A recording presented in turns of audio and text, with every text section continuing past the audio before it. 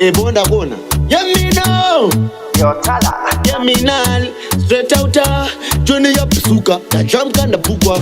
Tala mira nimbo kuti paseti chirasika fakoni. Sei vanhu vese vachipanika. Tripoti chibata chinobatika bucha. Vanhu ava vanogara vachikusimbisa. Vachiti zvichaitapo. Apa madhiri acho arilo. Manje nasi ndavapikisa. Daramba izvozvo bogdivi undazongofunga so. Waunoti ndiye wako mungwarire. Anokuda pazvinonaka. Zvisati anotomba daka. Endi akubatsire. Anokulafa uchisafa. Wasvika onyepera kukukafa. Saka munhu mungwarire. Anokuda pazvinonaka. Zvisati anotomba daka. Endi akubatsire. Anokulafa uchisafa. Wasvika onyepera kukukafa. Saka munhu mungwarire. Ziva kuti akubatsire. Angave maborora akununure. Anofara paunorara asi weita usvinure. Tala kaya paunenge wonzi wadona. Anofara asi paunonzi wagona.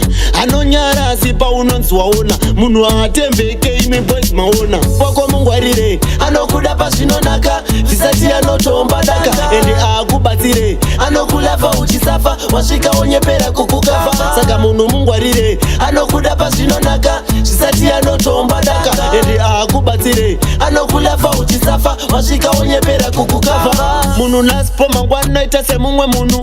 Osheya munhu imunhu asina hunhu. Munhu wekuti ukaudza zvaitika mudunhu. Anokupandukira ungati mubhunu. Ndo zvaita kuti tese tigorasika.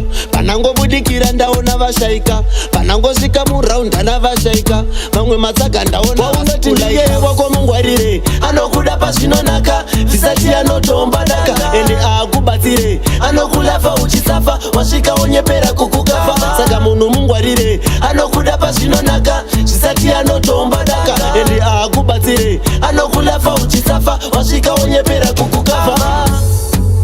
Anokuda pazvinonaka. Zvisati